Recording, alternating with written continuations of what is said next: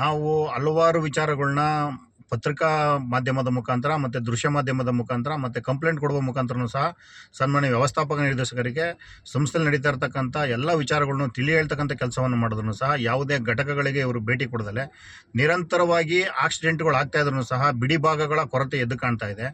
BMTCನಲ್ಲಿ ಬಿಡಿ ಭಾಗಗಳ ಕೊರತೆ ಯಾವ ರೀತಿಯಲ್ಲಿ ಇದೆ ಅಂತಂದರೆ, ಯಾವುದೇ ಡಿಪೋಗೆ ಹೋದ್ರೂ ಸಹ ವೈಪರ್ ಇಲ್ಲ, ಮಿರರ್ ಇಲ್ಲ, ಬ್ರೇಕ್ ಪ್ಯಾಡ್ಗಳು ಇರ್ತಕ್ಕಂಥದ್ದಿಲ್ಲ, ಮತ್ತು ಗ್ಲಾಸಿನ ಮುಂಭಾಗದ ಗ್ಲಾಸ್ಗಳು ಸಹ ಹೊಡೆದಿರ್ತವೆ.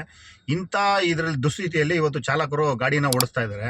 ಹಾಗಾಗಿ ನಾವು ಯಾಕೆ ಇವತ್ತು ಮಾನವ ಹಕ್ಕು ಆಯೋಗದ ಗಂಟ ದೂರನ ತೆಗೆದುಕೊಂಡು ಹೋಗಿದ್ದೀವಿ ಅಂತಂದರೆ, ಸಂಪೂರ್ಣವಾಗಿ ಇಲ್ಲಿ ಆಗಿರ್ತಕ್ಕಂಥ ಈ ಥರ ಎಲ್ಲ ಥರದ ಅನಾಹುತಗಳಿಗೆ ಸಂಸ್ಥೆ ತೆಗೆದುಕೊಂಡಿರ್ತಕ್ಕಂಥ ಬೇಜವಾಬ್ದಾರಿತನ ಮತ್ತು ಘಟಕ ಮಟ್ಟದಲ್ಲಿ ನಡೀತಾ ಇರ್ತಕ್ಕಂಥ ಕಿರುಕುಳಗಳು, ಅದೇ ಇರ್ತಕ್ಕಂಥ ಹಳೆ ಸಾಮಾನುಗಳನ್ನು ಬಸ್ಸುಗಳಿಗೆ ತೋರಿಸಿ ಮತ್ತೆ ತಿರ್ಗಿ ಹೊಸ ಥರದ ಬಿಲ್ಗಳನ್ನು ಮಾಡಿಕೊಂಡು ಅಧಿಕಾರಿಗಳು ಡ್ರೈವರು ಕಂಡಕ್ಟರ್ ಮೇಲೆ ಚಾರ್ಜ್ ಶೀಟ್ ಕೊಡ್ತಕ್ಕಂಥ ಕೆಲಸವನ್ನು ಮಾಡಿರೋದ್ರ ವಿಚಾರವಾಗಿ ನಾವಿವತ್ತು ಸನ್ಮಾನ್ಯ ಮುಖ್ಯಮಂತ್ರಿಗಳು ಮತ್ತು ರಾಷ್ಟ್ರೀಯ ಮಾನವ ಹಕ್ಕು ಆಯೋಗಕ್ಕೆ ಒಂದು ವರದಿಯನ್ನು ಕೊಟ್ಟಿದ್ದೀವಿ.